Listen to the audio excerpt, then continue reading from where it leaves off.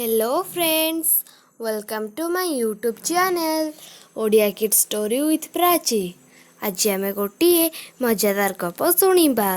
गपटीर ना है कोकी कुकुड़ा और गोटे मांकड़, fox, hen and a monkey। A fox and his wife wanted to eat chicken, so the fox silently went into a farmer's field nearby. He caught a chicken moving lonely and put it in his bag. A good monkey on a tree saw this incident. ଦିନେ Koki ଓ ତାର ସ୍ତ୍ରୀ କୁକୁଡ଼ା ମାଂସ ଖାଇବାକୁ ଇଚ୍ଛା କଲେ। ତେଣୁ Koki ପାଖରେ ଥିବା ଜଣେ କୃଷକଙ୍କ ପଡ଼ିଆକୁ ଚୁପଚାପ ଗଲା।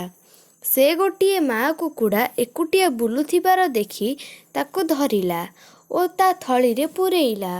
ଗୋଟିଏ ଭଲ ମାଙ୍କଡ଼ ଗଛ ଉପରେ ଥାଇ ଏହାକୁ ଦେଖିଲା। The monkey followed the fox.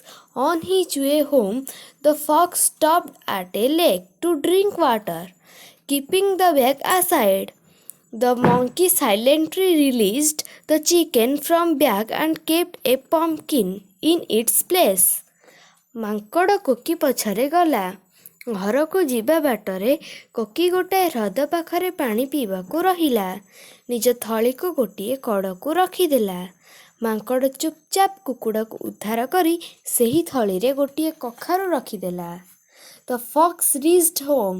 His wife was heating water in an earthen pot to boil the chicken. She eagerly took the bag and dumped it in the pot. Koki ଘରେ ପହଞ୍ଚିଲା। ତାର ସ୍ତ୍ରୀ କୁକୁଡ଼ାକୁ ସିଝେଇବା ପାଇଁ ଗୋଟିଏ ମାଟି ପାତ୍ରରେ ପାଣି ଗରମ କଲା। ସେ ଆଗ୍ରହର ସହିତ ଥଳିଟିକୁ ନେଇଯାଇ ପାତ୍ରରେ ପକେଇ ଦେଲା। Finish. Due to pumpkin sweat, the earthen pot was broken. The boiled water spilled over them and they suffered burns on bodies. Thereafter they never dared steal any chicken.